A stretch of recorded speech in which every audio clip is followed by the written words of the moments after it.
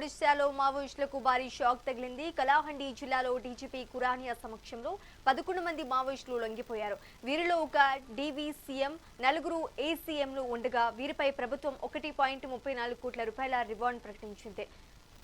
అలాగే ఛత్తీస్గఢ్లో భద్రతా దళాలు మావోయిస్టుల కుట్రను భగ్నం చేశాయి. కాంకేర్ జిల్లా చిన్నబెట్టియా అటవీ ప్రాంతంలో డీఆర్జీ, బీఎస్ఎఫ్ బలగాలు సంయుక్తంగా నిర్వహించిన సోదాలో భారీ మావోయిస్టు డంప్ బయటపడింది.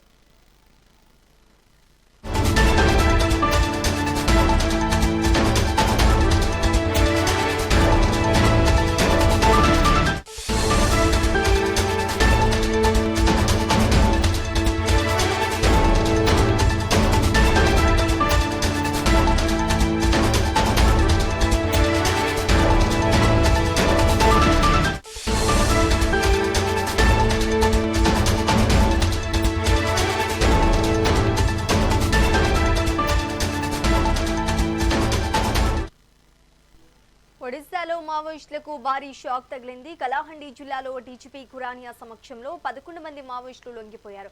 వీరిలో ఒక డీవీసీఎం, నలుగురు ఏసీఎంలు ఉండగా వీరిపై ప్రభుత్వం 1.34 కోట్ల రివార్డు ప్రకటించింది. అలాగే ఛత్తీస్గఢ్లో భద్రతా దళాలు మావోయిస్టుల కుట్రను భగ్నం చేశాయి. కాంకేర్ జిల్లా చిన్నబెట్టియా అటవీ ప్రాంతంలో డీఆర్జీ, బీఎస్ఎఫ్ బలగాలు సంయుక్తంగా నిర్వహించిన సోదాల్లో భారీ మావోయిస్టు డంప్ బయటపడింది. ఇక ఇదే అంశానికి సంబంధించి మరింత సమాచారం ఆదిలాబాద్ నుంచి మా ప్రతినిధి నరేష్ అందిస్తారు. నరేష్, చెప్పండి. ఒరిస్సా రాష్ట్రంలో వామపక్ష తీవ్రవాద నిర్మూలనలో పోలీసు యంత్రాంగం మరో కీలక విజయాన్ని అందుకుందని చెప్పవచ్చు. కలాహండి జిల్లాలో ఏకంగా 11 మంది మావోయిస్టులు డీజీపీ వైబీ కురానియా, అదనపు డీజీ సంజీవ్ పాండా సమక్షంలో లొంగిపోయారు. లొంగిపోయిన వారు కీలక నేతలు ఉన్నట్టు సమాచారం. అయితే ఒడిశాలో ఒకేసారి 11 మంది మావోయిస్టులు లొంగిపోవడం అనేది కీలక పరిణామంగా చెప్పుకోవచ్చు. అయితే ముఖ్యంగా డివిజనల్ కమిటీ సభ్యుడు నకుల్ వంటి కీలక నేతలు ఇందులో ఉన్నారు. భవానీపట్నంలో జరిగినటువంటి ప్రత్యేక కార్యక్రమంలో డీజీపీ వైబీ కురానియా సమక్షంలో, అదనపు డీజీ సంజీవ్ పాండా సమక్షంలో వీరు లొంగిపోయారు. అయితే దీనికి సంబంధించి ఇప్పుడు ఈ లొంగుబాటులో మహారాష్ట్రకు చెందినటువంటి డివిజన్ కమిటీ సభ్యుడు నకుల్ ఉన్నారు.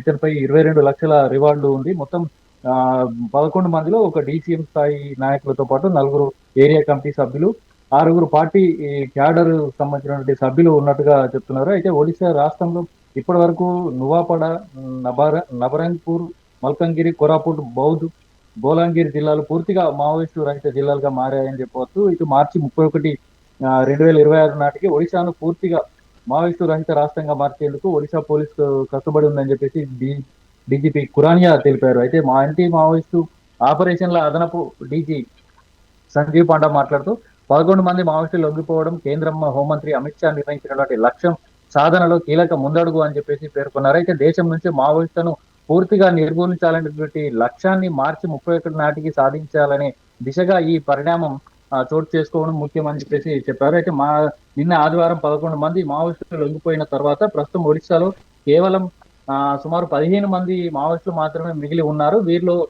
రాష్ట్ర స్థాయి కమిటీ సభ్యుడు శుక్రు కూడా ఉన్నారని, అతను ప్రస్తుతం కంధమాల్ జిల్లాలో తలదాచుకొని ఉన్నట్లు తెలిపారు. మిగిలిన మావోయిస్టులను పట్టుకునేందుకు ఆపరేషన్ మరింత వేగవంతం చేస్తామని చెప్పారు. అయితే లొంగిపోయినటువంటి 11 మావోయిస్టులకు సంబంధించి ఈ 1,23,00,000కు సంబంధించినటువంటి ప్యాకేజీ అందించనున్నట్లు తెలిపారు. ఇందులో అదనంగా 60 లక్షల నగదు ప్రోత్సాహం కూడా ఉంటుందని, వారు మొత్తం 11 ఆయుధాలను కూడా అప్పగించారు. అందులో ఒకటి AK-47 తో పాటు ఒక ఇన్సాస్ రైఫిల్, 4 SLR రైఫిళ్లతో పాటు 4 సింగిల్ షాట్ రైఫిల్లో, ఒక 12 బోర్ గన్ తో పాటు భారీగా మందుగుండు సామాగ్రి కూడా వీరు అప్పగించినట్టుగా తెలుస్తారు. అయితే ఈ అప్పగించినటువంటి ఈ ఆయుధాలకు సంబంధించి కూడా 10 లక్షల రివార్డు కూడా ఇవ్వనున్నట్లు తెలిపారు. అయితే మొత్తం ఈ 11 మంది మావోయిస్టుల బృందం బీజీఎన్ డివిజన్ లో పనిచేస్తూ కలాహండి, రాయగడ, కంధమాల్ జిల్లాలో కార్యకలాపాలు నిర్వహిస్తోందని, అయితే మొత్తం 2025లో డిసెంబర్లో కంధమాల్ జిల్లాలో జరిగినటువంటి ఎన్కౌంటర్ లో సెంట్రల్ కమిటీ సభ్యుడు గణేష్ ఉయికే మృతి చెందిన తర్వాత భద్రతా దళాలు నిరంతరం చేపడుతున్నటువంటి ఆపరేషన్ల వల్ల మావోయిస్టులు మానసికంగా దెబ్బతిన్నారని, అందుకే వారు లొంగిపోయి జనజీవన స్రవంతిలో కలవాలని నిర్వహించుకున్నారని చెప్పేసి సంజీవ్ పాండా తెలిపారు. అయితే ప్రస్తుతం మావోయిస్టుల కార్యకలాపాలకు సంబంధించి కంధమాల్ జిల్లా సరిహద్దు ప్రాంతాలకు మాత్రమే పరిమితం అయ్యాయని, అవి ఇకపై ఎస్ఓజీ, డీవీఎఫ్, సిఆర్పీఎఫ్, బీఎస్ఎఫ్ దళాలతో కలిసి కంధమాల్, కలాహండి, రాయగడ జిల్లాల సరిహద్దు ప్రాంతాల్లో ఆపరేషన్లు మరింత తీవ్రంగా కొనసాగిస్తామని అదనపు డీజీ వెల్లడించారు. అయితే దీంతో పాటు ఈ క్రమంలోనే మరో కీలక విజయం ఛత్తీస్గఢ్ రాష్ట్రంలో చోటు చేసుకుంది. ఛత్తీస్గఢ్ భద్రతా దళాలు ఏవైతే ఉన్నాయో వాటి మావోయిస్టులకు సంబంధించిన కీలక విజయాన్ని మావోయిస్టులపై నమోదు చేశాయని చెప్పుకోవచ్చు. కాంకేర్ జిల్లా చిన్న బేటియా పోలీస్ స్టేషన్ పరిధిలో జరిగినటువంటి యాంటీ నక్సల్ ఆపరేషన్ లో భారీగా పేలుడు పదార్థాలు మరియు ఇతర సామాగ్రిని భద్రతా దళాలు స్వాధీనం చేసుకున్నాయి. ఛత్తీస్గఢ్ రాష్ట్రంలోని కాంకేర్ జిల్లా చిన్నబేటియా ప్రాంతంలో భద్రతా దళాలు పెద్ద ఎత్తున ఆపరేషన్ నిర్వహించి చిన్నబేటియా పోలీస్ స్టేషన్ పరిధిలో ఉన్నటువంటి హపటోలా బినగుండ అటవీ ప్రాంతంలో డిఆర్జీ మరియు బిఎస్ఎఫ్ దళాలు సంయుక్తంగా కూంబింగ్ ఆపరేషన్ చేపట్టాయి. ఈ కూంబింగ్ లో మావోయిస్టులు దాచినటువంటి ఒక రహస్య డంప్ ను భద్రతా దళాలు గుర్తించాయి. అక్కడి నుంచి మొత్తం 4 ఐఈడీలతో పాటు ఇటు ప్రెజర్ కుక్కర్ 4 ఐడీలు స్వాధీనం చేస్తున్నారు. ఇందులో 3 ప్రెజర్ కుక్కర్ ఐఈడీలు, ఒక పైప్ ఐఈడీ ఉన్నాయి. అయితే ఎలక్ట్రిక్ వైర్లు, నక్సల్ యూనిఫామ్లు, ఫైర్ క్రాకర్లు మరియు మావోయిస్టు సాహిత్యాన్ని కూడా అధికారులు స్వాధీనం చేస్తున్నారు. అయితే స్వాధీనం చేసుకున్నటువంటి ఐఈడీలను బాంబు స్క్వాడ్ నిపుణులు అక్కడికక్కడే సురక్షితంగా నిర్వీర్యం చేసి ధ్వంసం చేశారు. అదనంగా కాల్బార్ అమటోలా ప్రాంతంలో కూడా మావోయిస్టులు నిర్మించినటువంటి 4 స్మారక చిహ్నాలను కూడా భద్రతా దళాలు కూల్చివేశాయి.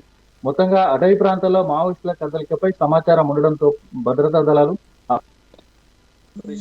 ఇటు కూడా తెలిపారు. అయితే మొత్తంగా చూసుకుంటే ఇటు ఏదైతే కేంద్ర హోంశాఖ హోం మంత్రి నిర్వహించినటువంటి మార్చి 31 లోగా పూర్తి స్థాయిలో నక్సల్స్ రహిత రాష్ట్రం దేశంగా పడేందుకు ఒక అడుగు పడుతుందని చెప్పేసి ఈ అడుగు కీలక పరిణామాలు కూడా చోటు చేసుకునేటువంటి నేపథ్యంలో ఖచ్చితంగా నిర్దేశిత లక్ష్యాన్ని సాధించి మావోయిస్టు రహిత రాష్ట్రాలుగా తీర్చిదిద్దేందుకు ఒడిశా, మహారాష్ట్రతో పాటు ఇటు ఛత్తీస్గఢ్ రాష్ట్రాలలో కూడా కీలక పరిణామాలు చోటు చేసుకున్నట్టుగా తెలుస్తున్నాయి. శ్రీజ.